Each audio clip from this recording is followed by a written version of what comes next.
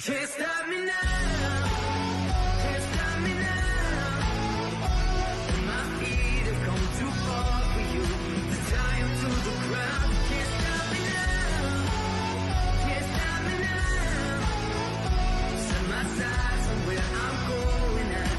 Ain't turning back around. Can't stop me.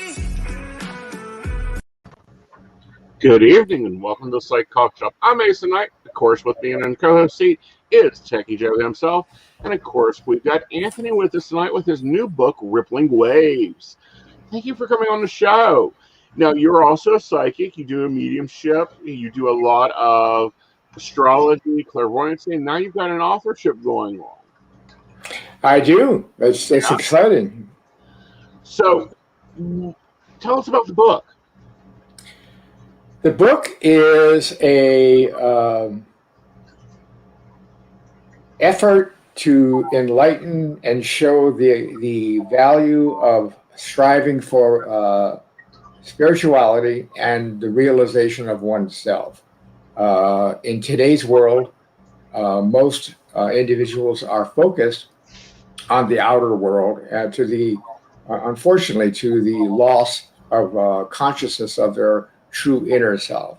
Mm-hmm. In reading my book, it's structured in such a way that with each chapter, it causes the reader to have to dig in to understand what they're reading. Not that it's complex; it's quite simple, but still, it takes the energy up. And the whole point of the book is to put humanity in a position to grow together as a unity. And we can't do that until we first have identified who we are as a spiritual being within ourselves. What is animating us? Where are we coming from? Such things as that. So the book is featured, and the overview is just that. We're looking to join up with many other groups already in existence to create a spiritual and awareness renaissance, so we can put ourselves in a position to find happiness, find true joy, and to try to find some degree of enlightenment within our lives. Right. How do you, there's a lot of books out there. How does Rippling Waves interlink that spiritual journey without, causing someone to start pulling on older books or religious texts? We see this a lot in the spiritual community. Like, a lot of things are tied to this or tied to that. How did you deal with that battle? Well, I've had many years of study in those very areas. I've been studying ancient wisdom for decades. Been studying the more recent breakthroughs in science, and the book focuses on a blending of all of these issues and religious truths as well.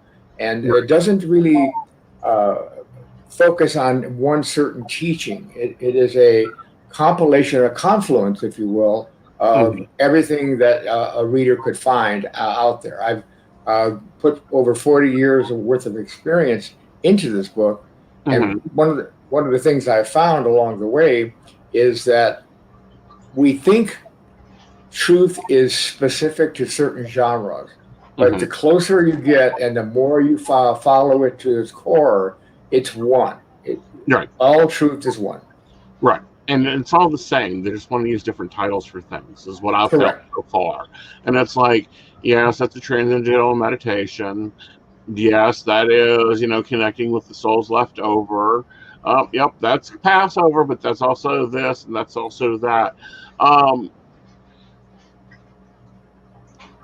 Which of the guides and wiles, ascensions, beings, or an angels touched you when you were writing and really connected with you? Well, all of them. I have a special relationship with all of the guides, but I must say that the most inspiring of experiences has always been angelic.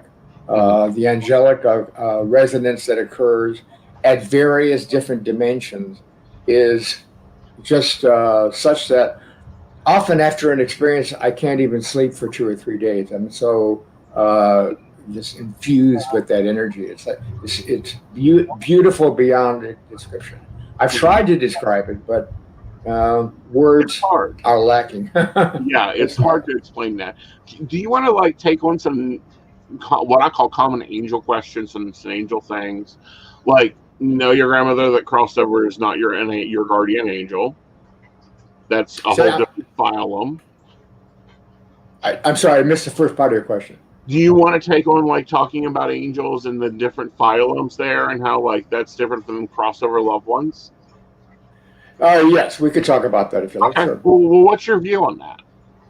Well, okay. One of the common misconceptions about angels, and I'm sure that this goes back to the impossibility of depicting them in art back thousands of years. Angels do not have wings. They just don't. Okay.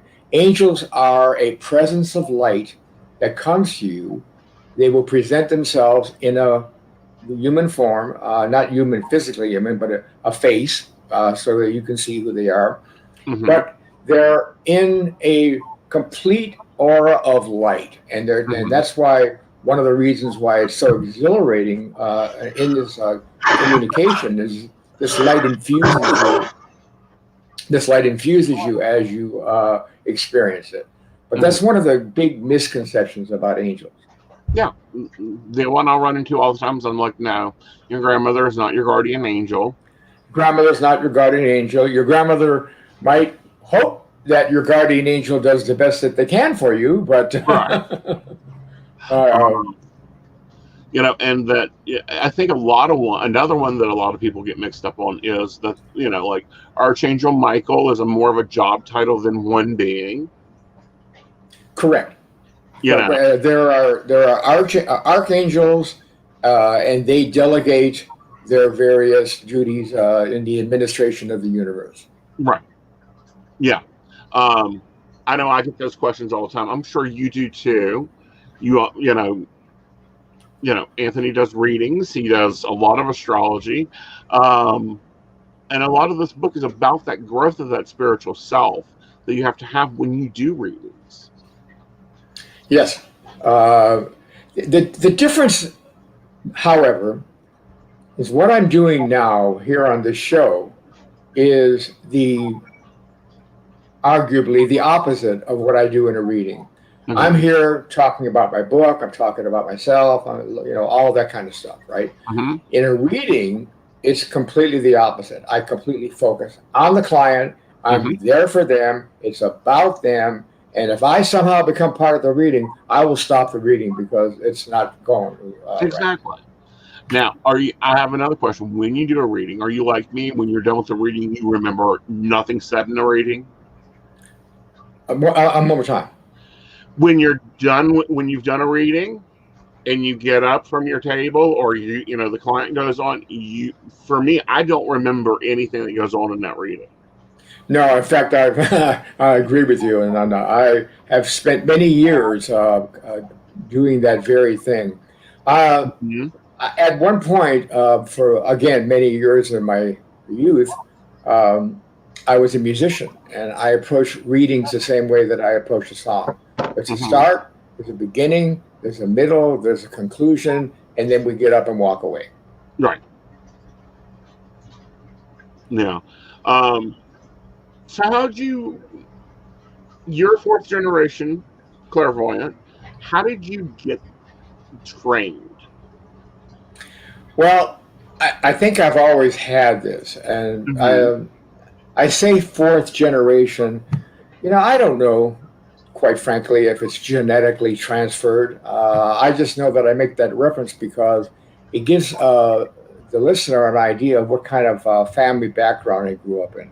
I grew up in a very nurturing background because my gifts were evident at a very early age. I would tell them that my mother or my aunt was going to call, and 10 minutes later she would call. And everybody would laugh, and it would be like a very powerful thing. I wasn't felt I never felt inhibited or anything like that. Mm-hmm. So I think I've always had them, but I've luckily I've been in the position to have those skills nurtured, Mm-hmm. and they develop through music, through the study of metaphysical realities, and Mm-hmm. through the 7 limbs of yoga as well. I've studied all of these bodies of work, which in and of themselves would be monumental, but I've studied all 3 of them my entire life as a moving front, if you will, of evolution on my own personal part. Mm-hmm. And learning how to do that. So, for me, my grandmother taught me tarot just to shut off what we called the caller ID effect. What's your switches? What do you mean? Meaning, do you use like tarot or something to get into reading? Just what I call step aside and do the reading. And then when Okay. you can like walk into Walmart and it isn't so overpowering, and it's like she's cheating on her husband. Yeah, I've been there, done that. No, I've long since, as I said before, I don't want to know what the lady in the grocery aisle is thinking when I walk into the Yeah. store. So I've been able for many years to isolate myself from that. But to your question, I don't really need anything. I can do a clairvoyant reading on a person. However, I've found in certain situations, for example, astrology is a wonderful tool for predicting the grand cycles of one's life, where they are, what they can expect to happen. Tarot, on the other hand, is a marvelous oracle for determining more information-rich vision in terms of like relationships and what's going on in a person's heart, what's going on in another person's heart that's not even in the room. So I'll use. I've often joked that I would juggle chainsaws if I had to get the truth, and that's how I approach it. I don't joke about that anymore because for years I said I am not a medium. I am not a medium in clothes. I am not a medium anywhere. And I think my guides took that as a challenge. Oh, you don't want to do that, no. No, I'd watch that chainsaw comment. A challenge. Yeah. Yeah. I've left that behind a long time. Like I said, but your question is really valid because I mean, it used to bother me quite a bit to the point to where I would become isolated from time to time just to de-vibe, kind of thing. And I found finally that I can be a regular person and I can switch it on and off. Mm-hmm. Yep. Joe, for I guess 2 years of our relationship, thought that I could read everything in his mind, and he was like trying to do thought control, and I'm like, doesn't work that way. Doesn't work that way. Aren't you happy, Joe? Oh yeah, it means I can have so many thoughts now. Well, I've gotten that. I'm sure, Aeson, you've had that. You'll ask someone a question and they'll look at you wryly and say, "Well, you're the medium. You already know that, don't you?" Oh, it drives me crazy, and I'm like, if Makes I me knew crazy. it, I would have asked the question. Well, and then on the counter side of that is me, who sometimes just blurts things out, and I'm like, I don't know where that came from, and then I have people staring at me. So it's kind of a weird moment. Like I'm the not of like I'm the antithesis of Aeson. Like I don't do tarot readings. I'm none of it. But then again, I randomly say stuff, and people are just looking at me like, how do you know that? Like, Right. he tell you? And I'm like, what? Well, I believe you, but I'm not so sure randomly is the right word I would use. I think that it's probably pretty conscious. Sometimes the words are coming out of my mouth, though, before I realize them. And I'm like, why did I just say that? Of all the words in the English language to string together in this moment. Consciousness decided to bypass your mental process in that moment. That's probably a nice way to say it. My brain did not check with my mouth. But no, okay. So I keep trying to understand on rippling waves, because I did not get a chance to dig into this as deep as I would have absolutely loved to. I understand. So, and for our audience as well, probably the bigger question they have right now is what level is rippling waves occurring at? Because I'm kind of reading the description, I'm going, are we talking about like the soul's journey through multiple lives, the soul's journey through life? Like, where is the book at? The book is coming from today's soul's journey through the dimensions that exist and interpenetrate at higher frequencies and higher vibrational realities. There are 5 levels that I explore: transformation, transcendence, cosmic, divine, and universal unity. And each of those are realities that exist simultaneously, even as we speak. The best example that I could give you that's the simplest to understand is if I had a really powerful flashlight and I had a lesser powerful flashlight and I turned them both on, I could turn the beams to each other, and for one spot there, they would exist at the same place, only the lights would be different. It's the same way with vibrational frequency. Each frequency is a world unto itself, has beings that are individual unto themselves. And this is a journey for today's soul. This is not, we're not looking at what's going to happen in 20, 30 years from now. I am looking to help people find out where their true authenticity is within their heart and soul. And in doing that, Rippling Waves takes the reader on a systematic journey through dimension after dimension. As I said earlier, in order to even understand what you're reading, your mind has to expand to grasp that.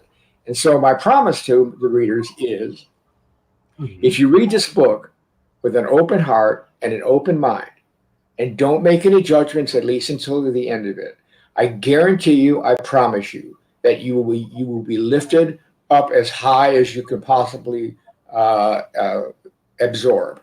Some people will be, of course, affected greater than others. But if you're willing to take that journey, I guarantee you'll come away with a high degree of evolution. And I think that that's highly important, is seeing that high develop of evolution. Now, we do have a technical note. Guys, if you're watching us in the break room, apparently they're having trouble streaming to YouTube. We will definitely post over to our Facebook or the link to the YouTube video. Please move over there. Give me a minute to do that. Where do you find, or what has your cosmic waves been this last year? How did you see that developing this year? Well, 2020. In terms of People's development, people's changes. or as far as the world, the world changes that happened in the beginning of 2020? Yes. Okay, I see that as a monumental wake-up call. I see that as an opportunity because I think that in order to really find a way to move forward as a species, we have to drop these nationalistic lines and work together. It may start out only on the medical level. I believe that the last thing to fall will probably be the political issues in terms of keeping control. But you can't cure one country and not cure the rest of the world, because the country you cure is going to get reinfected. So we have to work as a species, and we're doing that. I'm seeing that in the medical community. I'm also seeing that in shows like this one. I'm seeing that in people who have studied quantum physics. They don't know much about ancient wisdom, but they're really seeing that the field contains everything. And we're seeing this soft yet powerful, this awakening, this new day arriving. And it's a beauty to behold. Mm-hmm. And now, through to answer your question more specifically, starting with the pandemic, you could see the various stages of development. You could see the rejection, you could see the acceptance, and you can see finally now we are realizing that if India is having more problems than we are, we need to help India, because in helping India, we help ourselves. This is like a new concept. I mean, oh my God, you know? And I think that it's really interesting coming from a year before that when everybody is like, we aren't talking to China, we aren't talking to the Brazil, we ain't going to talk to this, nobody was talking to anybody, and now they're having to talk and work together. It really, for me, shows that we're working more towards that universal, connectivity that us psychics have been talking about for 20 years. Yeah, I agree with you. Prior to 2020, and still today to a certain degree, but 2018-19 had been for me the most intense years that I had seen since the 60s of the polarities in society being so wide, so intense, so overwhelming that there was no place for anyone to stand in the middle, no place to do anything. You were either with us or against us, kind of thing. And now we're seeing the fallacy of that position. It's untenable. Right, and it's not going to work. And I wasn't here on the 60s, but I can understand that energy wave that was going on then. So do you think that we'll see the repetitive hopping into the psychic world? Normally when there's great losses or there's great changes in society, we see a great uptick in mediumship, or during the 50s it was a very big uptick on channeling work and tapping into the universal consciousness. What do you think where's our beach on this wave of energy? Well, I think it's primarily in the field of healing, alternative medicine, and moving away from the profit-based circumstances that we face now. The healers of the future will be the musicians of that era. They will heal with frequency. It's already being done.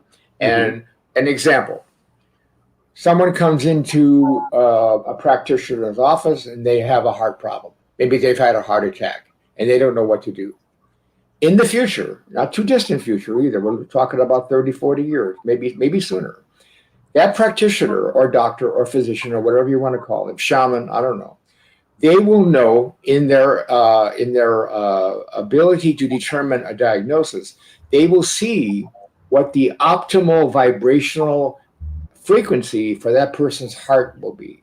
And they will be able to retune that person's heart out of that disease and into full vibrant health.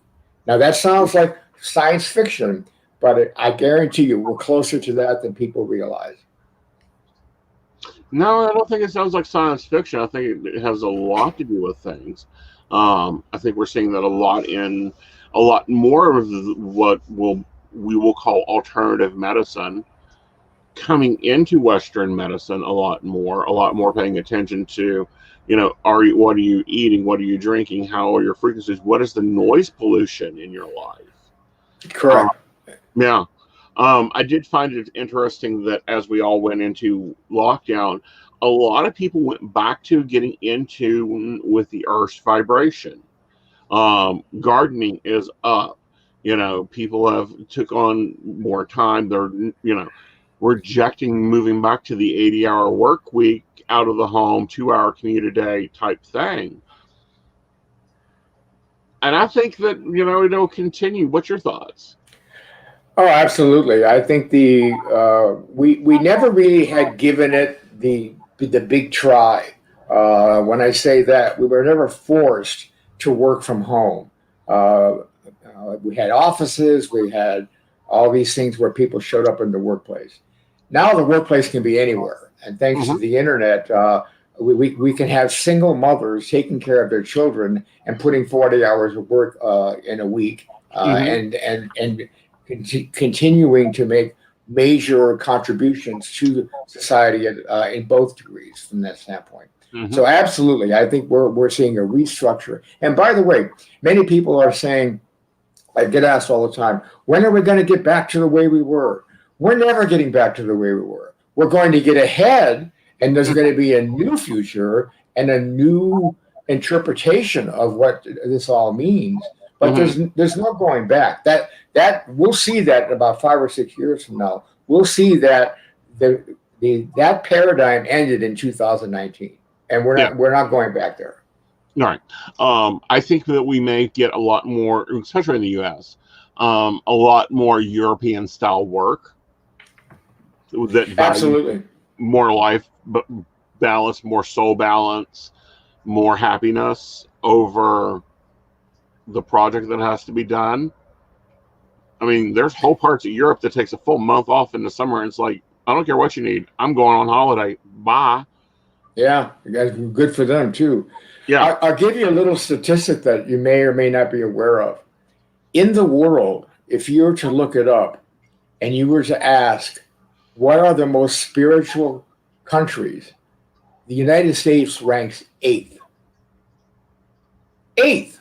And yet we consider ourselves to be so advanced and so ahead of the times, but true spirituality, and we're going to take religion aside for a moment, true spirituality that deals with the capacity to function as a spiritual being and contribute to the world is way down the list as far as our priorities. We're Mhm. looking at, we need a Jag and we need a $2 million house, and that's how we define ourselves. We don't define Mhm. ourselves by who we are, spiritual creators ourselves. So that's why you find a lot of these great teachers, Joe Dispenza, Greg Braden, Liz Taggart. They're all teaching classes in Spain, in Italy, in Europe, in Southeast Asia, because they have audiences that are just want to hear every word they're saying, and they can't even get booked here. Or if they do, it's for a small event. All right. Well, and I think that just has to do with the problem that you just ran into a minute ago when talking about it. People hear spirituality, they think religion. Correct. Yeah, in this country, it's this. Some people think it's the same word. No, it isn't. It's two separate concepts.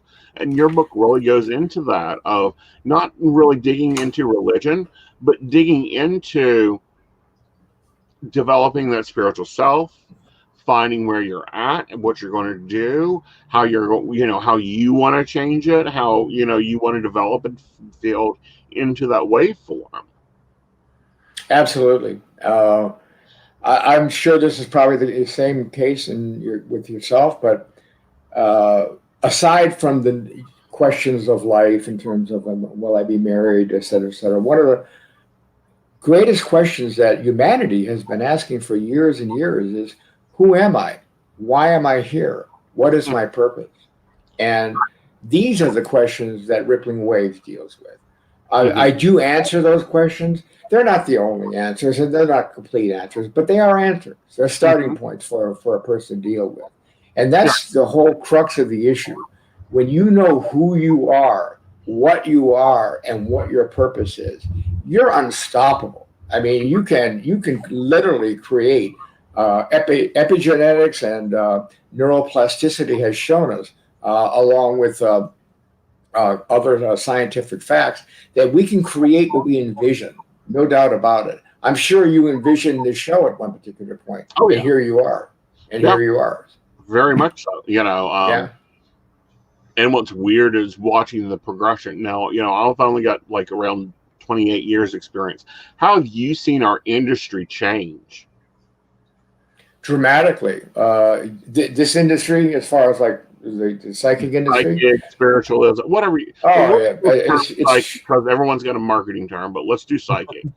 okay. It's changed dramatically. It went through an entire metamorphosis, and coincidentally, since the millennial turn, 2000, I've seen an uptick in the major uptick in people are using psychics for what used to be therapeutic or a therapist's purview. They're coming to psychics because, and not only again for the quote unquote fortune telling aspects of that. I don't even do fortune telling. That's not anything I do. I don't read palms. I don't do anything like that at all. I deal with the human condition. And that's where alternative medicine has come to, dealing with the human condition and putting us in a position to not treat the symptom, but to find what the cause is. And let's get to the cause. If the cause is a broken heart, I can help you with that. If the cause is a slip disc, then I'm not a chiropractor. You can go see a chiropractor. But the difference is that we're heading for solutions as opposed to maintenance. We've been involved in treating symptoms and maintaining that symptoms because there's a lot of profit in that. Not much profit in cures, but a lot of profit in maintenance. And we're posturing away from that now. I think we are. I think the human condition is, predictive, but they want to know why the boyfriend's doing what they're doing. They're wanting to know why, and a lot of people have, I'm seeing psychics in places I never thought I would see psychics being brought into companies to look at performance reports and going, okay, tell me who is, going to be, the best ones here to invest in. That type of thing. And I'm like, my grandmother would have went, what the heck are you talking about? Yeah. I've had my services expand dramatically over the last decade in a lot of areas of economics, of medical issues with anxiety, bipolar. I've had a lot of success with helping people in those areas as far as calming and coming to terms with, the anxiety of this intense world that we live in. People have busy lives. They need to know how to cope. And that's what we're doing here. Right. And, that's a lot. Like every psychic needs to not only have their psychic toolbox, they ought to have their what I call their coach's toolbox. Because I find that works a lot, has the psychotherapy, but it also has the tools of this is what you do next. This is how you fix this. This is how you break this pattern. So what do you think of this Venus in retrograde that's coming through? Well, Venus is not that bad. Mercury is always the one, but Venus in retrograde is not a real tough thing. It usually means living life to a greater excess than you would otherwise. Let's put it that way. You tend to eat more. You tend to have more sex. That's not a bad thing. You tend to have more of everything because it's really that kind of circumstance. You tend to pressure luck more often as well. Some people it works for, some people it doesn't. But I've always found Venus in retrograde to be a little interesting because, especially with the contact with Uranus, we're seeing kind of exciting things happen in the artistic field and breakthroughs. And when Venus is moving retrograde, it's moving slower, obviously. And as it goes back and forth with Uranus, then all of a sudden, breakthroughs happen. And in art, in computer technology, in creative ways of utilizing these things. So I'm not worried about Venus in retrograde. I always find it interesting when she goes into retrograde because that's when I start seeing new car technology come out. I also see better finances in the stocks come out. Yep. Because people get a little bit freer with their money and they take a little bit more risk. Yep. No, I'm not a stock advisor. Please remember, do not take anything that we suggest to stock. It is financial advice. Speak to your financial advisor. There you go, lawyers. Have your sandwich. That was good. I like that. Yeah. So, people get worried like the pink moon. We got questions. I got questions in my weekly forecast. I kind of talked about it, but I didn't. The pink moon, and it's going to do all this, or the supermoon's going to do all that. I'm like, okay, who took like 2 sentences out of their astrology book and decided to write a paper? Yeah, I hear you. The blue moon, the pink moon, the super moon, they're full moons. Okay. I mean, if they happen to hit a point on your chart that is sensitive or significant, you might feel something. Yeah. As predictors of major cycles of doom, I don't think so. No, no, we get Well, that. and I would also posit the idea that I've kind of noticed that the psychic field in general, since we're going with that term, has really been stepping up in the last few years into social media and article writing and blog posts and getting a little more involved in that space. And I'm seeing a lot of the same things happening with like astrology and events in astrology that like we've seen out of news articles and things like that, of trying to sensationalize things that are like, it's like a different Tuesday. It's a like, it's going to move the needle like, but trying to phrase those things to grab more attention. So I'm curious your thoughts on that. Do you feel like that plays a role in it?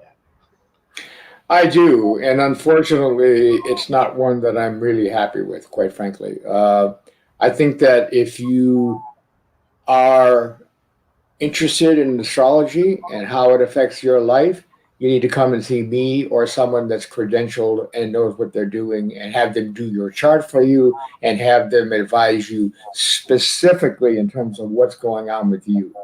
Mm-hmm. Reading your horoscope in the newspaper, what you're doing is you're reading the horoscope basically for 1/12 of the world's population. Mm-hmm. Which is about what? Like almost 1 billion people. Okay, so right. I think I need to be more specific than that. So I mean, I think I call people in, but you're right. In the current trend, astrology is having a bit of a rebirth. I'm finding personally that clients are coming to me out of curiosity and to see what it is exactly that their signature is. What is their life potential? Because a lot of people are feeling disenfranchised now because of obviously the events that have happened. A lot of folks are wanting to make new starts, don't know where to turn. Astrology, as I said earlier, is a wonderful tool for determining what you're good at, what your potential would be, and what avenues of success lie in front of you. So in that regard, it's wonderful. As far as like the morning newspaper, not so much. Yeah. Morning newspaper is, again, 1/12 of it. I don't find it detailed. I prefer a nice transit report. We both provide them. Go visit our sites. You can get a whole year's worth of your own astrology for yourself.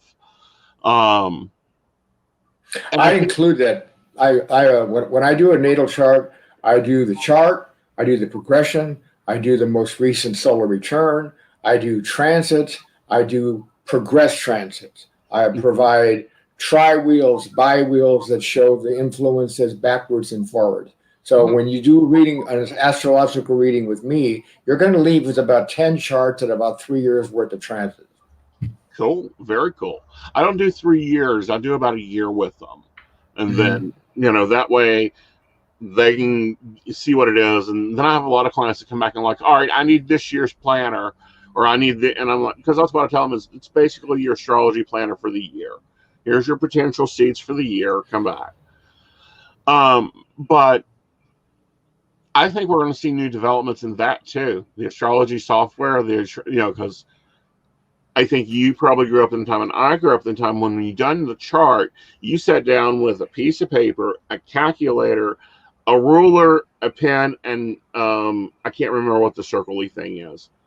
And you sat there and had to actually do it and pull out your ecliptics and all that. I think we'll start seeing better astrology software coming out. Oh, to say that's already hit.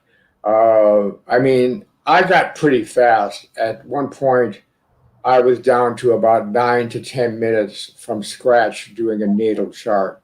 Now, in 10 minutes, I can do everything I mentioned before in about 2 minutes, just the time it takes me to put it in. And the interesting thing about astrology software is it's huge. The files are like gigabyte upon gigabyte. And why do you suppose that is? Because the information goes back so far, thousands of years, and the interpretations are based on thousands of years of empirical data. And when you see that, and you see a real, like I use Kepler, but I'm not giving it a. I mean, there's other software that's just as good. No, that's the best. We've tried most of them. I love Kepler. We were looking to see it because Kepler hasn't been updated since 2011. So I'm wishing whoever owns Kepler, hurry it up. We need something that's we'll run on the new systems coming out. Right. Exactly. Yeah. I think we're going to see that. The original guy, I think his name is Cohen. I'm not quite sure if he's still programming or not. I think they've been going pretty much off of his stuff, but we're going to see. Okay, prediction. We're going to see software that shows the astrological model in 3 dimensions. We're going to see transits in action as they are applying. We're going to see them grow in light. As they hit, we're going to see them spark. And as they diminish, we're going to see them move off. It's going to be beautiful. I mean, if anybody is listening, I'm down for helping you program. So just let me know. And Joe, me and Joe can definitely help you with marketing and overseeing the project. And me and him both can look and go, no, we don't need that crap. Nobody's ever used that. We don't need a chart. We need a working chart. Well, and I know y'all are talking a little bit of shop here, and I do want to input. The first time I saw Kepler, I about fell out of my chair. I do have to say this. Just from a visual, programming, it's so dated that I'm sitting here going, what did they base this off of? The encyclopedia, Microsoft Encarta, circa 95? Because it feels like that when you open it and it's asking for a CD. What is wrong with you? Yeah. I found it a little funny, just because it's kind of that was not what I expected at all. I really didn't. I don't know what I expected. But I was just sitting there looking at it it's like looking at hieroglyphics on a pyramid. This has been a while. But then you start to realize, kind of like you were talking about, this is software built on thousands of years worth of data. Ultimately, it just kind of doesn't need that much tweaking. You can go a while without really putting a lot, without throwing a lot into it, because it's ultimately about the data. It can be ugly, but like you're saying, I do think that would be amazing to get a more visual experience that kind of walk away from that PDF chart moment. Yeah, it's coming. It's coming. The one good thing about Kepler, though, maybe Aeson will agree with me, is that it has incredible capacity to customize your own charts, which I have taken advantage of. I like to see big planets. I like to see visible numbers. I don't want to have to look at a microscope to see what the minutes are. And it gives you a chance to do that. You can program your colors. You can program the orbs that I can go on and on. I sound like a Kepler commercial. I'm not meaning to, but to your point. Well, no, you need to, because there's other ones out there, and I've seen them mess a chart up. I don't know what the source page they missed in their database, what line they missed, but I've had a couple students come in and they're like, I'm Libra. Yeah. Run the chart. Oh, no, you ain't. You're going to have to go buy new jewelry. You're not Libra at all. Well, as I said, we could talk about software all day, but I'm very excited about what's coming around the corner. I think that's going to revolutionize astrology. Oh, I think it will be. I think it will be. Especially if we get any more buzz on this 13th sign, and I'm gonna have to run them over with a chopping block. Going, no, That's been around a long time. I mean, people talk about it every 12, 15 years. There's a new sign. There's a new sign. It's been around for thousands of years. It's been there. Okay. Mhm. Whenever they draw the circle according to the ecliptic, it just touches the edge of the sign. But it's really, I had software at one particular point that included it. I didn't find it very effective. I didn't either. So, what's your plans after this book? Do we got another book? Or are you going to do a program? Well, my plan is to, after I'm done marketing this book and hopefully the world opens up, I really do want to begin doing keynote speaker talks and workshops in terms of connecting individuals heart center to heart center. I think that's the next level of evolution for us. I think it's pretty hard to want to go to war when you're feeling this most amazing universal love flowing out of your heart. And I think that's the whole name of the game here. We have so much polarity still going on, but we really have to come together.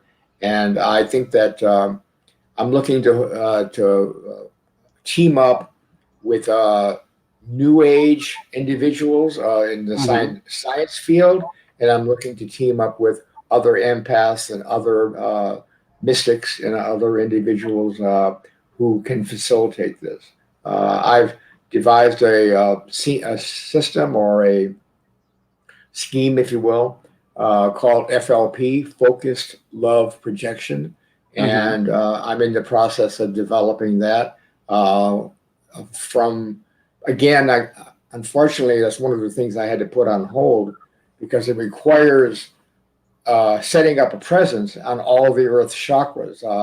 Mount Shasta, Ulu, Katajuta, all the places around the planet, and obviously we can't do that right now. But I intend to resume. Yeah, I intend to resume that sometime in 22 if possible. Cool, very cool.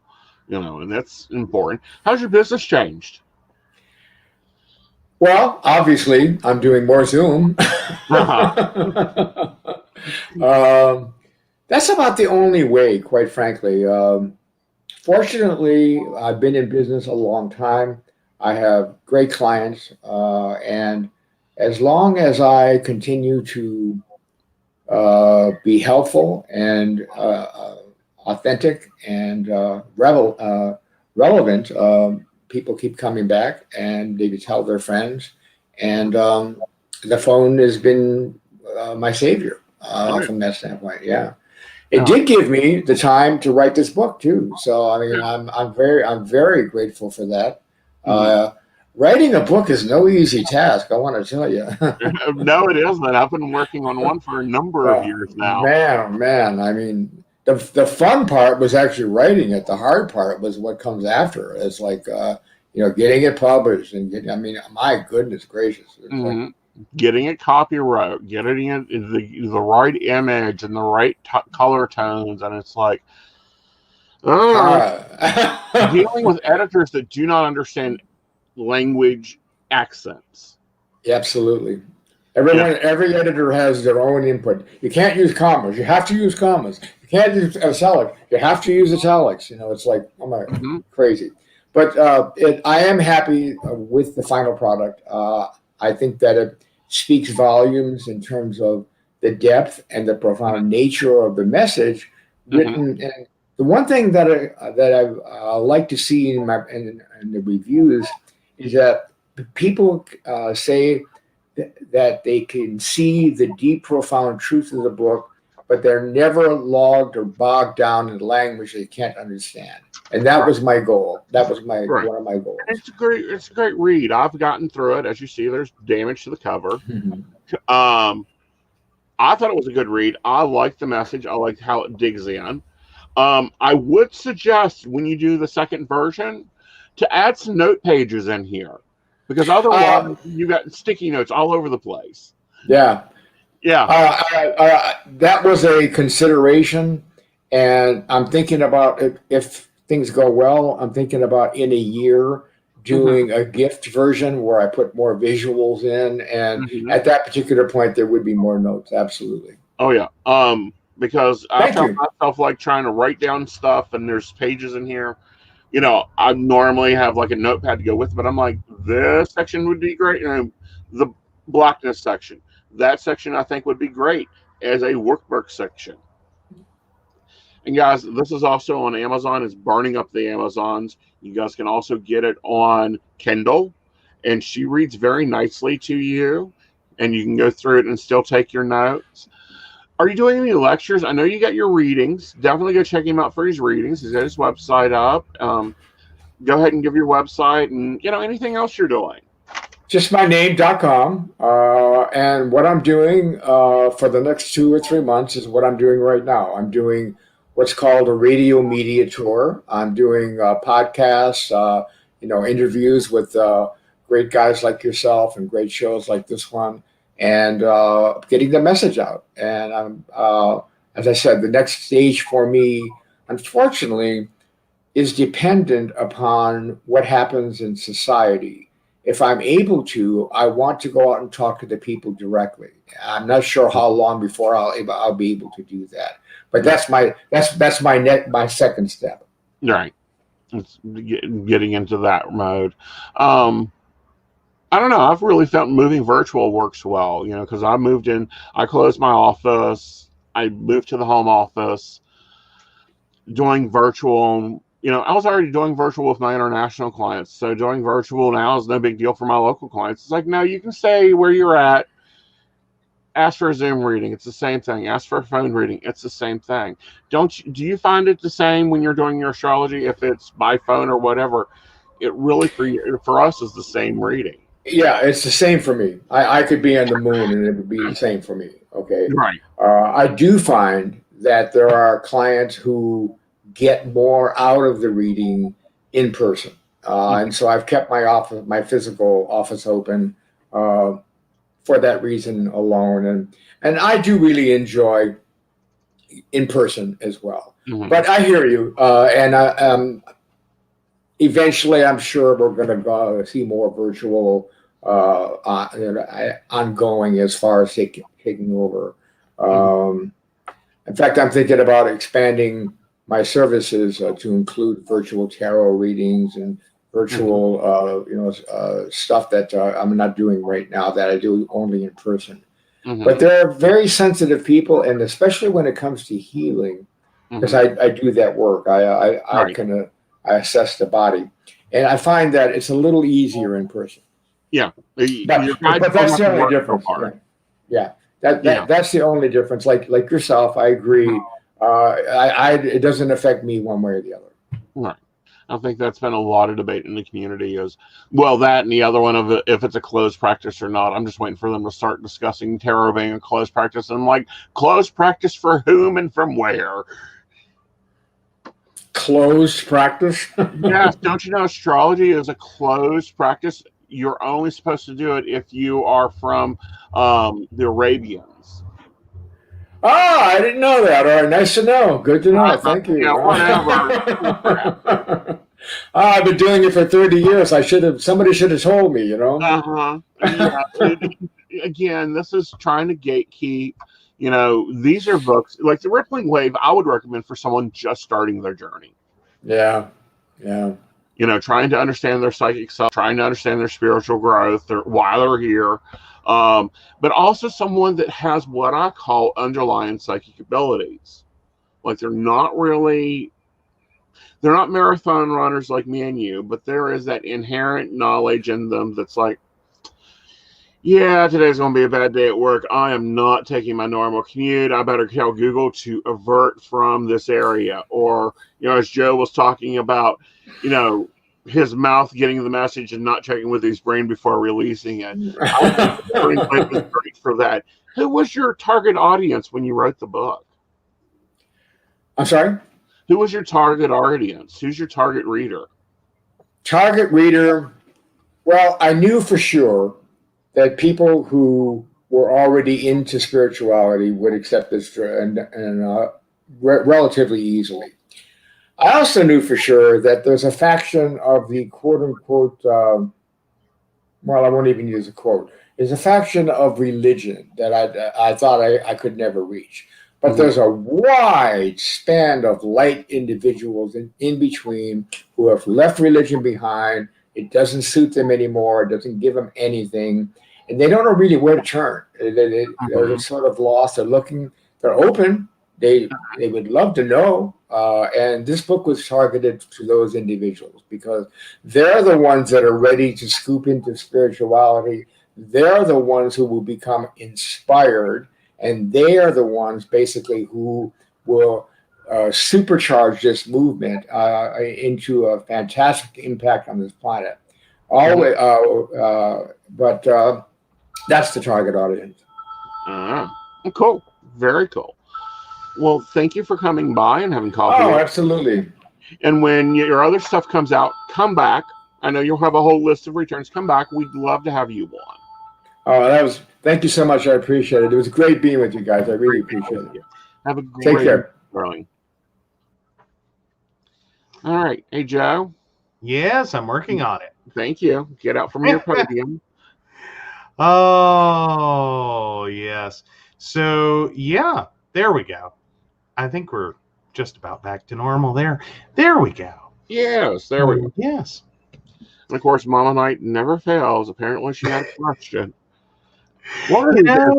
We will get her to where she understands she has to come into chat to question, not call me directly. You know, I'm thinking either that or let's see about getting a billboard in front of her window. Like, just so she knows, Tuesday and Friday. Like, I've explained this so many times, and it's like, bless her heart.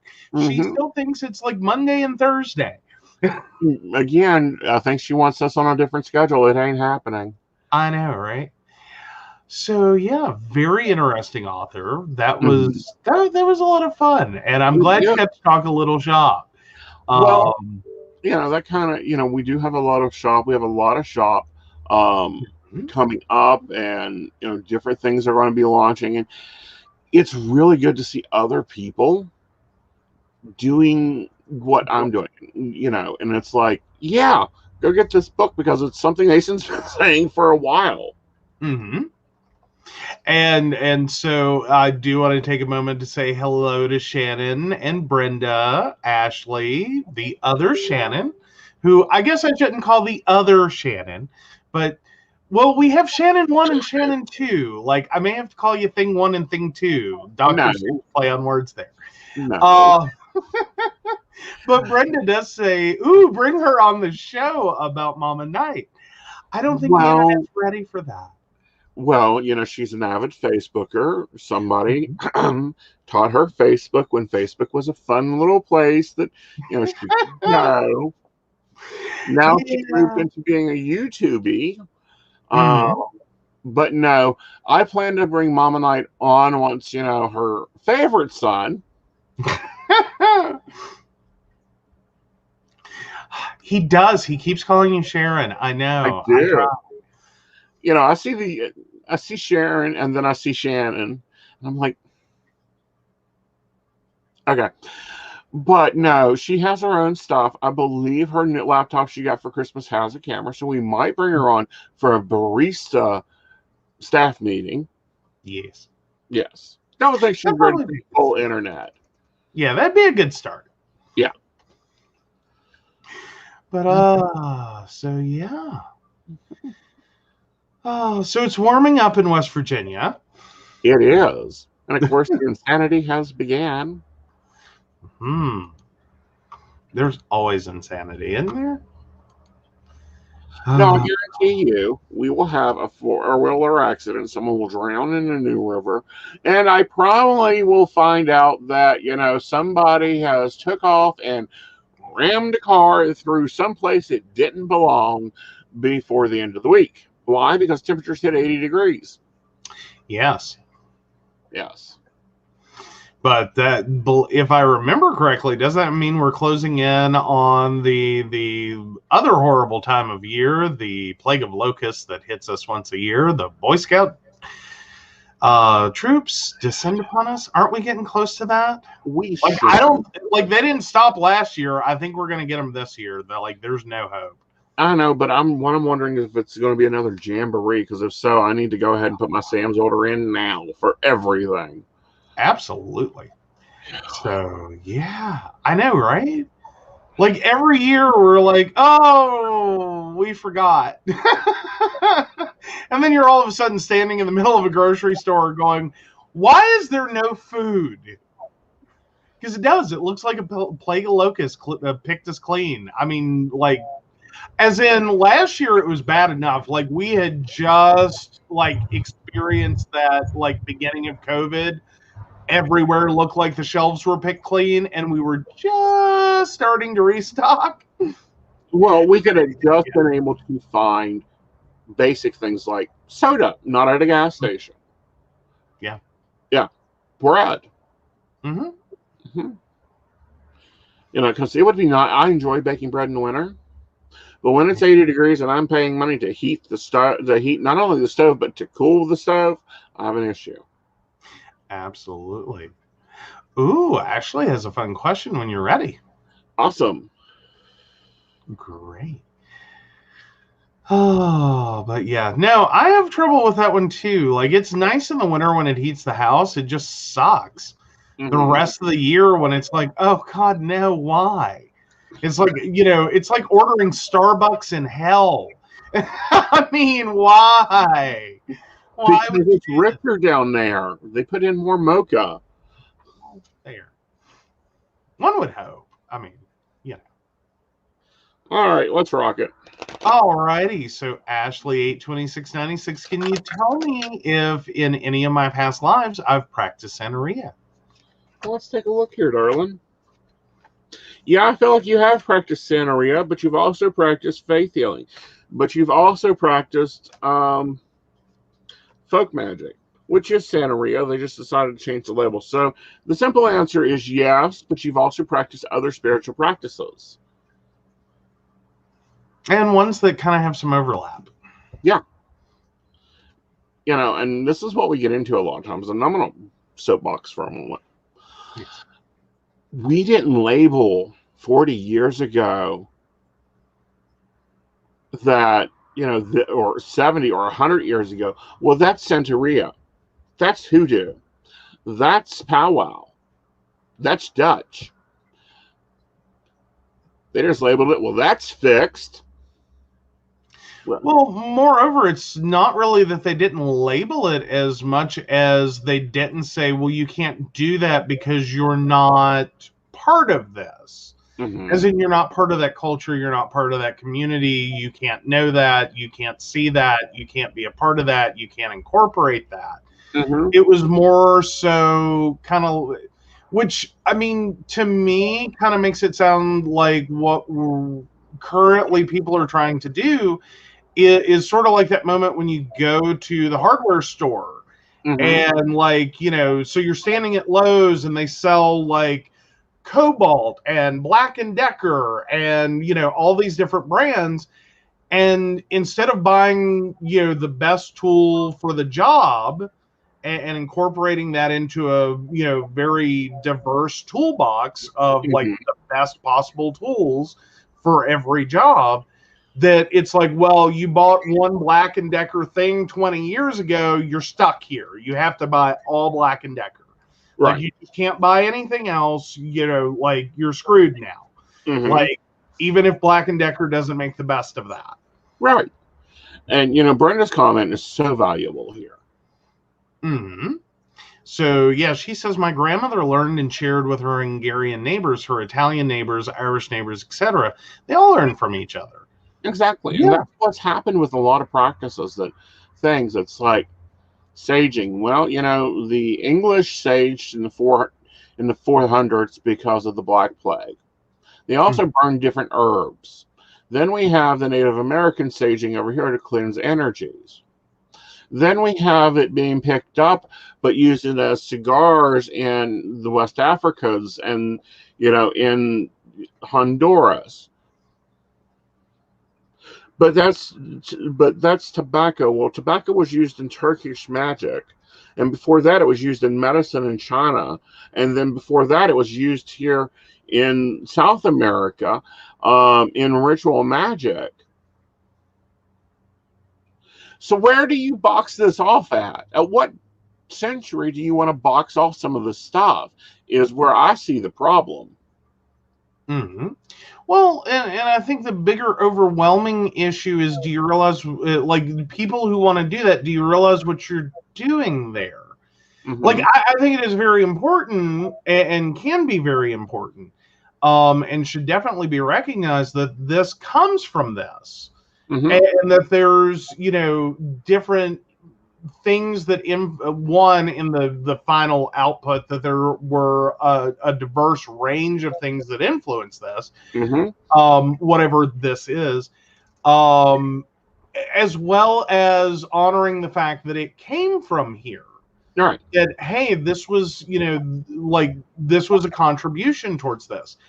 I don't think anyone really did. Here's where I always get confused, though, is there this mindset, and is it reflected that it was an actual intent to be like, oh, we're just going to take that, thanks. No. Oh, we're just going to take this, thanks. Like, here's some beads, go away. Because I think culturally we have this idea of, that's kind of where where cultural appropriation starts, is there's this intended, planned abuse Mm-hmm. to take something from a culture, claim it as your own, maybe throw like trinkets at it, thanks, Mm-hmm. here's your, disease-ridden blankets, here's some beads, whatever, and just walk away with the goods. I've never gotten that feeling, though, from anything that we've talked about, that it's like, that's not really how it works. But it's more so, here's an example. One of our neighbors' lawnmower broke. No big deal. I get a message. Hey, can you give me the lawn care dude's number? Sure. Here's his number. Mm-hmm. Or, ooh, thank you for fixing the problem. Here's an example. Thank you for, cleansing the house. It feels so much better in here. How'd you do that? Okay, well, here you go. Mm-hmm. In my mind, it's nothing more than me telling Alicia how to fix a turkey. Ashley. Do you know how many people I've told how to fix a turkey? Well, true. Okay. But yeah. No, well, and I kind of run into the same thing professionally, is that, I don't know it all. Do you Mm-hmm. know how many makes and models of computers there are on the planet? Like, there's a lot. And each one has its own specific things. Mm-hmm. So I'm reliant from the word go on an entire community going, hey, this is my experience. This is what happened. This is how I fixed it.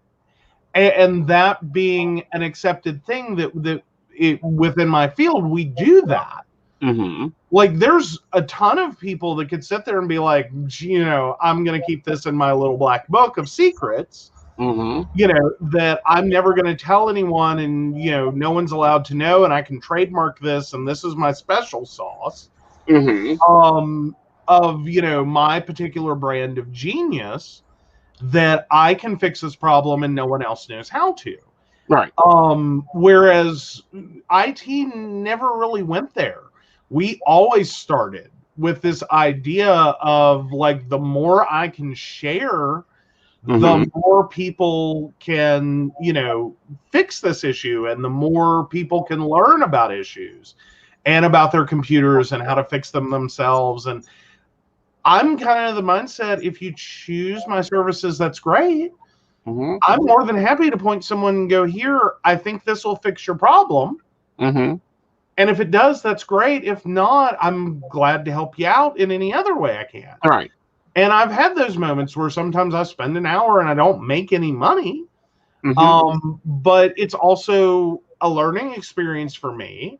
Like it kind of goes into my brain. Like I've seen this issue. I know what this issue is. I know what it looks like. So the next person that comes along and says, hey, my computer's doing this, I can be like, I know what that is and how to fix it in like 5 minutes. Right. And the other part to remember is, you know, Brenda brings up that, you know, her heritage is mud. Mine's Romanian Gypsy. Mud isn't even the start of it. Like, mine is diluted, and, you know, there's Irish, Italian, and, you know, this one decided to catch this boy, this one decided to catch this girl, whatever. You know, we took in this group of orphans. This is how tribes run. So if you want to go heritage-wise, hell, you know, granted, I am the Baltimore of West Virginia, but at the same time, if we start getting ethical magics, I'm going to have to go find some chickens. Yeah. Well, and then, but I think it ultimately all leads me to a question is, you know, I know from like your Wicca 101 and being involved in like TAing that, you know, teaching, assisting, that like these are base tenets religiously or spiritually speaking of of Wicca itself. Right. Y'all got me all messed up about saying the word religion now. I just want you to know. But anyway, base tenets of Wicca is that, you know, like share and share alike, dude. Kind of where this is at. Right. Is, you know, when you have knowledge, it's part of your responsibility to share knowledge. Right. Now, there's some knowledge that you don't. That's because it's traditional. You know, it's like there's knowledge in voodoo that you don't share because it's traditional. There's knowledge that is out there. There's knowledge that you thought was traditional. No, it's not. You are just a shotgun mechanism.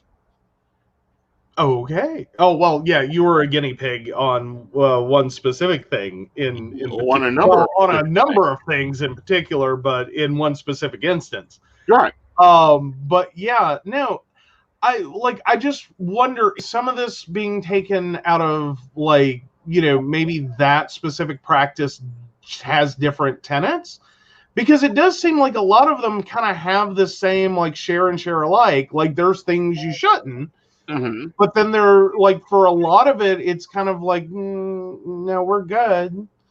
Well, like, there's kind of this implied share with the world, not necessarily directly said, but share with the world. Well, see, this is what I'm seeing, and this is what I'm going, okay, now I see what you're trying to do. I see what you're trying to do. You can't do that, but I can do that for $400 for you. That kind of, I'm going to create my own problem that I can solve. Yeah. Like, your house has negative influences. So but you can't fix that because you're English, and that's a Native American practice. And I know a shaman who, you know, I take 80% of his cut. He can go to your house. Or kind of like the even worse version of people walking up and being like, you have an attachment. Oh, this is taking it a step further. You have an attachment, and only I, because of my Romney heritage, can remove it. Because it was done by a fellow, you know, member of my lineage. Okay. And I'm just exploring this, just, you know, theoretically. That's what I'm seeing. That's what I'm seeing all over the place. All right. So Ashley's niece wants to know if I can read my own future. Oh, doesn't this technically fall in that category of Stump the Psychic? Well, you can tell the car story while I go get something to drink. Okay. Well, we've shared the car story. I don't know how many times, but I'll let you go get your drink. Thank you. So yeah, there was an experience in which he was constantly, every time he drove down to see me when I was still in Princeton, that he would have a problem with the same stretch of road, as in he thought he had a flat tire. He would pull over. The tire is fine. he kept doing this. He kept doing this. Finally, I got to the point that it's like, it's that part of the road. Get over it. Like, why do you have to stop every single time? Like, it's just a crappy section of road. And, he still kept doing it. I still kept kind of giggling at it. I thought it was hilarious. So then we get to a point in which we're driving back one night. And we actually did, in that exact patch of road, get a flat tire. So to answer the question, yes, he can. He can technically, predict his own future. I think this is the best, perfect moment for him to pop back in. How do you feel about that, though? Do you feel like it's less clear? Do you feel like it's clear, but not like in Terms of time frame? Like, is it more difficult to understand? Hi, Mary. But for me, no. I think it's more incidental. It's like the house down by Beverly that we need to go look at, and that's been like 3 years ago. I've said this about 4 times. We need to go look at that house. We haven't. Well, which house? Okay, let's back up. Okay. So he wakes up and proceeds, and this has been about 3 years ago. He wakes up and he starts this conversation with me out of thin air. Just thin air. Like, I know exactly what's going on. And like, we have enough of that problem anyway, because sometimes he says stuff and I'm like, price of tea in China, what in the hell are you talking about? And so he starts this conversation. I think it's another one of those. And he's just woken up and he goes, so when are we going to go look at that house? And I go, what the hell are you talking about? What house? He goes, the one we were talking about just a little while ago that's down by your sister. And here's an interesting thing in the beginning relationship. Like, in case you ever decide to like do this and suffer as I do, let me tell you what the suffering begins as.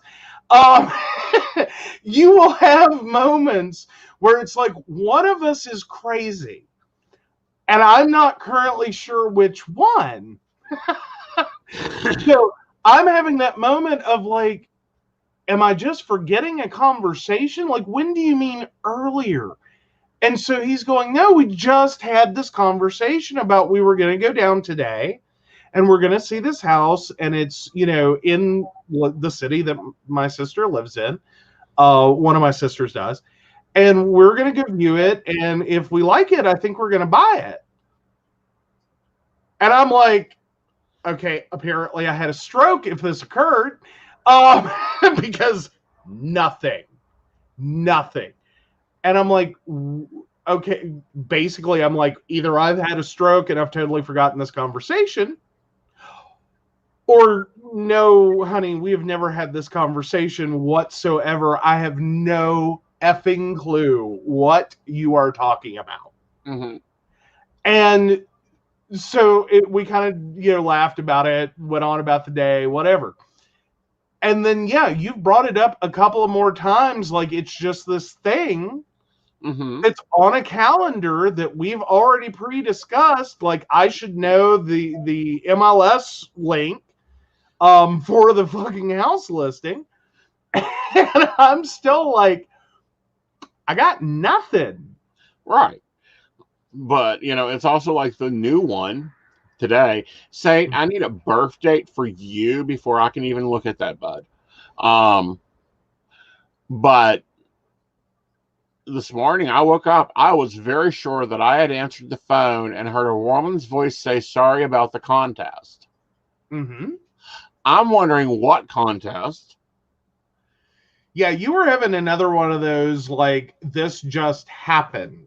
And I'm like, no, it didn't. Like, of all the things I can tune out, like, his phone ringing in the middle of the day, can't tune that out. No. Like, no, no. He has a totally different ring, by the way, for Keen, and all of his networks, but his normal, like anyone else but those known callers, yeah, they have a generic ring and it will, yeah, I know when it happens. And I'm like, no, did not occur.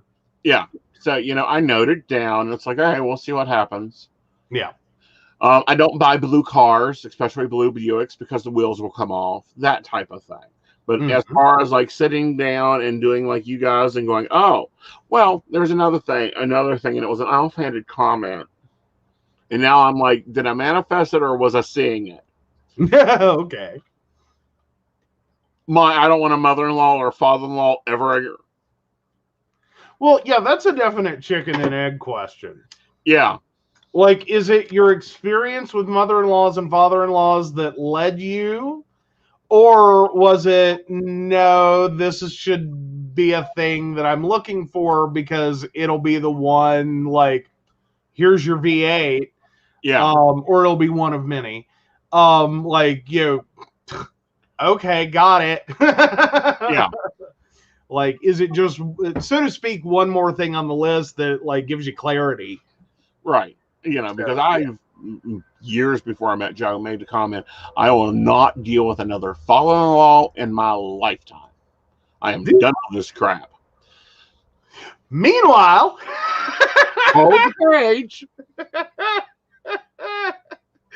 Argumentatively, those words bit you in the ass worse than any living father-in-law you have ever had.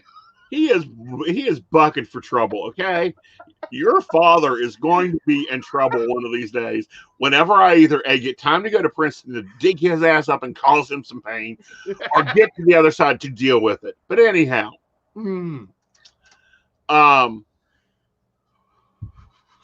so I've made that comment for years, and it didn't hit me till I got to him. And because the last time I dealt with a mother-in-law, I was like, I don't want another damn mother-in-law. I've never had, my next husband is better not have a mother-in-law, a mother or a father. I'll deal with grandparents if I need to. He comes along. Tell me about your family. Well, mom's passed away. Dad's dead. I'm living with my grandmother. I'm like, cute one up there, real cute, basically.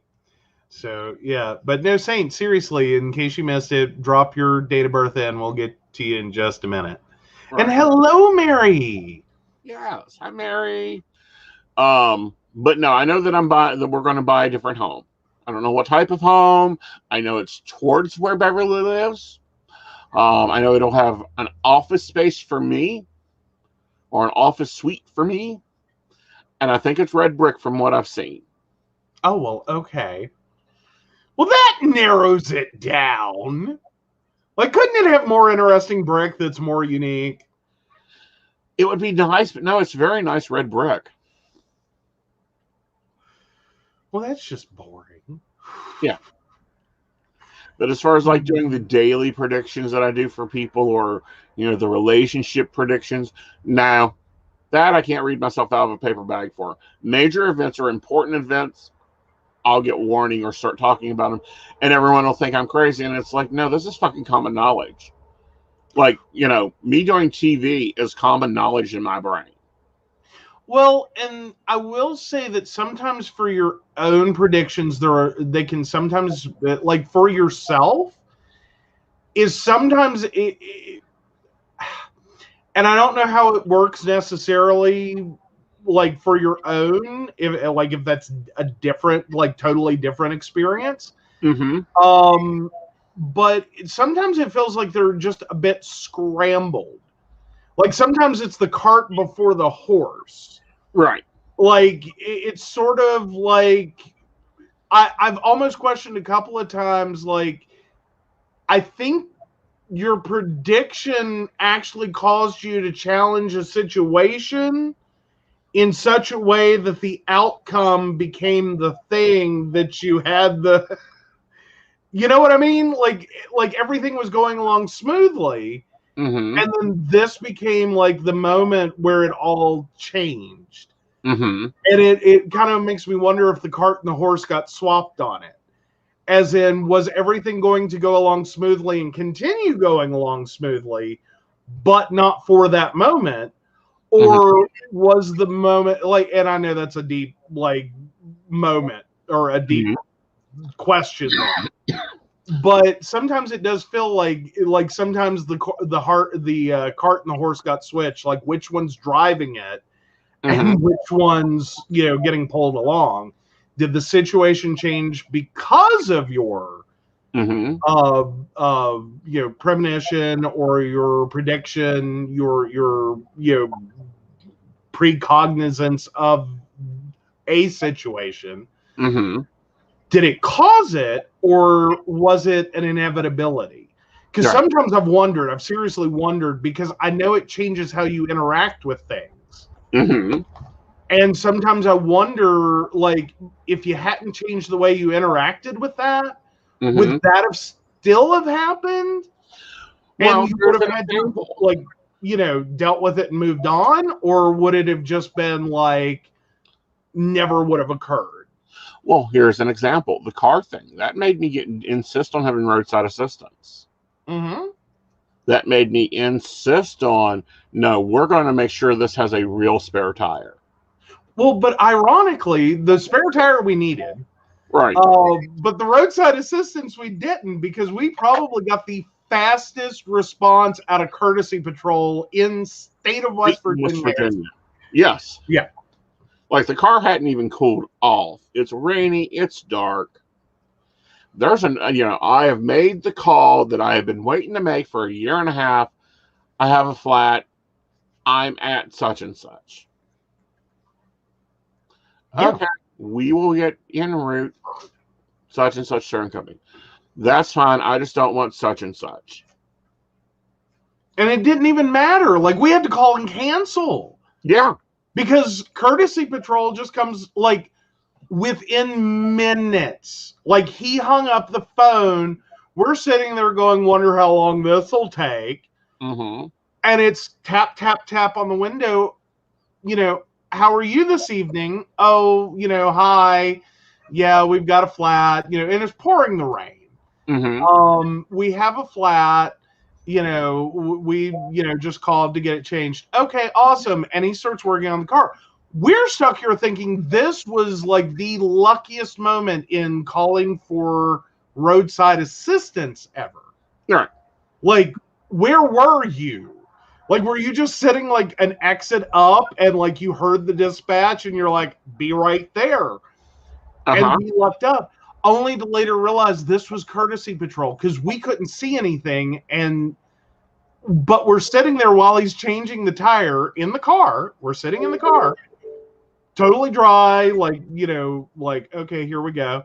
And, all of a sudden it dawns on us, there's no way in hell that any of the towing companies could have been that close. Well, and I've not seen courtesy patrol on that road since. No. Or before. No. Like, it was just, and I mean, nicest courtesy patrol, like, they're always nice, but I've broken down on 77. I have broken down on 77. Courtesy patrol, good fucking luck. Yeah. Getting a tow truck was a nightmare. Like, because of course I had to break it down. Like, lesson for anyone traveling through West Virginia: do not, and I mean do not, plan your trip to occur during the first week of any hunting season, specifically bow and like gun season. That first day, you cannot find a tow truck driver in the state of West Virginia. They are all called out sick. Every last one. But the one idiot who shot a deer, and this is true story, the only tow truck driver working that day was working because at 12:01 a.m. he shot a deer from his roof that he had fed. Like, he had been piling up corn at his property line. 12:01 a.m. opening of doe season or bow season. The deer's there. Pop. He's done. Only reason I had a tow truck driver that day at all. It took hours to get back on the road. So anyway, I've had the broke down on 77 experience. It's a nightmare. We had a flat tire, pouring rain, middle of the night.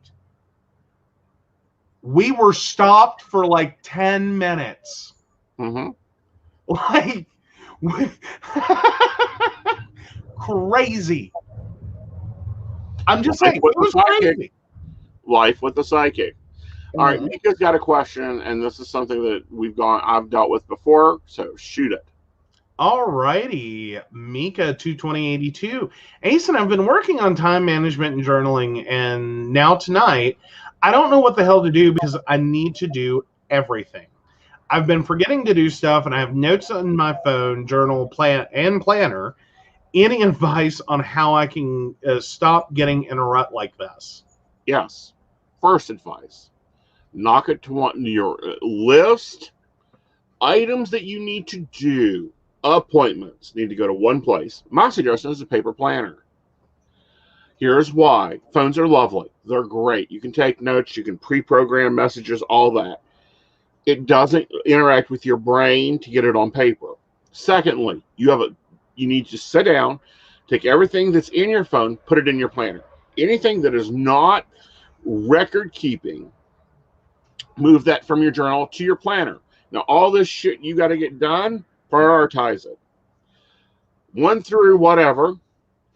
Like, after you make out your updated list, go through and number it in priority. First thing, second thing, third thing, whatever. Then, and only then, do you do the first thing. Second, third, fourth. When you get those done, you move it to once you get past 5 things on your list or your day ends, you move it to the next page. Because if nothing else, you get tired of rewriting it and have to do it just so you don't ever have to write that again. Well, not only that, but your brain starts, when you see a lot of scratch outs or a lot of check marks or whatever, your brain starts ignoring it. Right. Well, that too.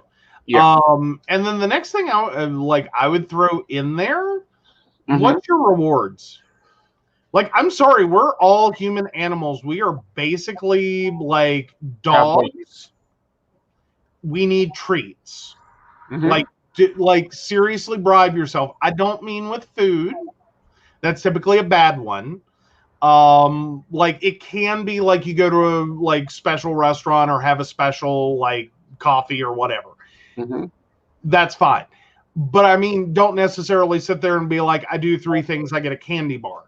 Not always that great, not always that worth it. But what's your treat? Like, how are you rewarding yourself? What is gonna be like something that you can be like, I'm gonna do this when I finish this? Right.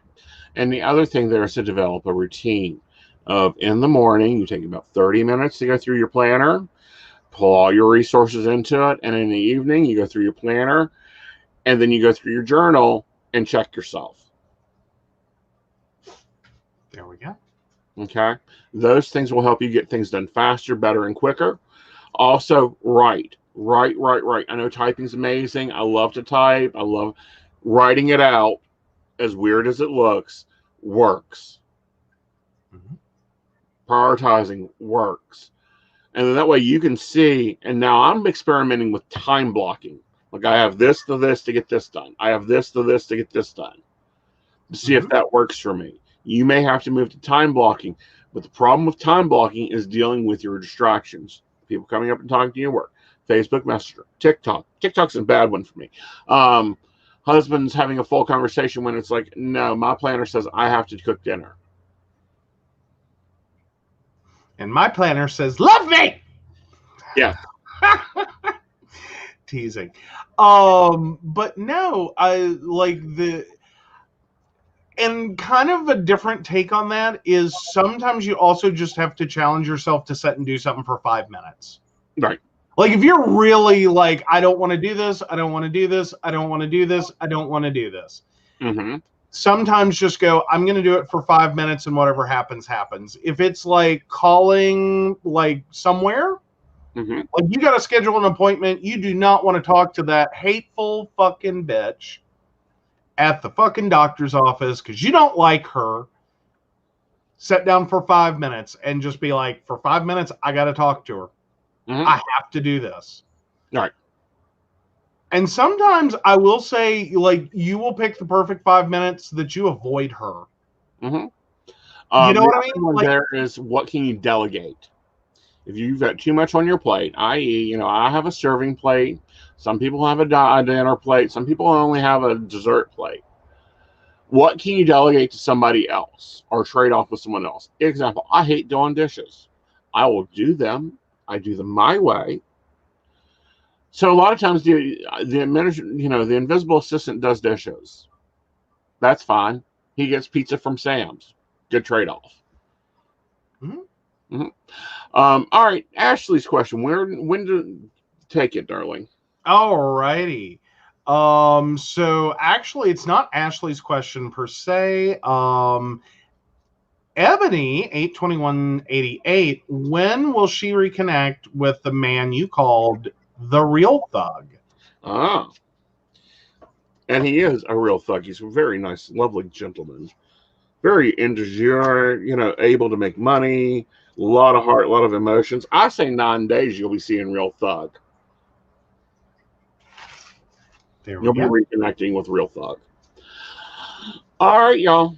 Now, there have been some Facebook problems. Please remember, we also do stream over to YouTube. Make sure you're connecting with us in all the social media places. And let's get the banner. I got it. Awesome. So this will be changing, guys. And welcome to the group. We do want to thank our most recent Patreon sponsor, our most recent barista. Yay! We have hit a point, our banner will no longer accommodate everyone. Yep. Like the next person that subscribes, we're screwed. No, we're not. As in, we can't use the banner anymore. Well, we can use the banner in one way. We can use something else in another. We can. So, but we're really excited about that. I was typing it up earlier. I realized we hit limit on banner length. Like literal to the last character. There's no more space. So that's like a really awesome milestone for us. But we do want to thank Beverly Walker, Mika G, Kathy, Mary Winfield, Brenda Bryant, Ashley Gist, and we had to break you guys up, Shannon C and Shannon D. And if you'd like to support the shows or get into more details of what we're doing, where we're doing it, and why we're doing it, please visit PCSPnetwork.com for all the latest information. Now, tomorrow night, I will be on the season finale of Divination Night with Lady Gwen. We'll be having, I believe, 6 other readers there. 6 or 7. 6 or 7, and they'll be simulcasted on our channels. So you guys will see that. And then Thursday night, I'm bringing back an older show. It's called Coffee Chat. It's not a question and answer show. It's more of a, what are you doing? Well, what are you doing type show. Where I sit down and have conversations with people I find interesting, or with industry movers and shakers, or just people I think that do cool shit. So, A, if you are one of those, message me. Let's set up a time to have a cup of coffee. But B, I just wanted to let you guys know that that is not a question and answer show. That's a talkie show. Yep. But it should be cool. Should be very, very cool. Yeah. And it's not going to be every Thursday night. It's going to be here, there, and anywhere, just like I'm having coffee with people. Exactly. Yes. So that'll be awesome. That'll be awesome. And of course, Friday night we have Mountain Bears. Love our Mountain Bear show. And we'll be taking on a lot of news topics. Looks like there's new CDC guidelines. Looks like we're going to have to kind of talk about right wing groups in Israel. It'll be interesting. Absolutely. Yeah, I'm seeing a lot of things finally bubble back up right now. Like the last few weeks have been like there was kind of like a dead zone in the news. And then all of a sudden, like older topics are getting resolutions, and so I'm kind of excited. Mm-hmm. Well, that and people are going and revisiting things, i.e., the Supreme Court is revisiting a Second Amendment argument. Sure, Mary, one more question. 2 more questions, whatever we need for our baristas. Absolutely.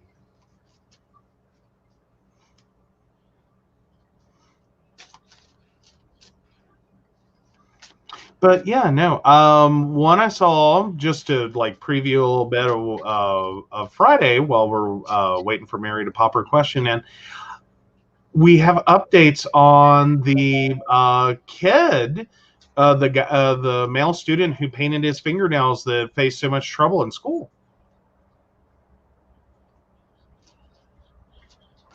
All right, so Mary 112857 wants to know if F passed away. Mary, I hate to say it, but yes, I do feel so. Okay. I think it's been a while. Okay. Ooh, sorry. I don't think she wanted that one read. I do apologize. Oh, well. Guys, questions are live filled. All right, y'all. You have a great evening. We will be seeing you later. Things will be a lot more comfortable, and I'm hoping you guys are enjoying the new formats, and things will be all right. Until then, good night, y'all. Good night.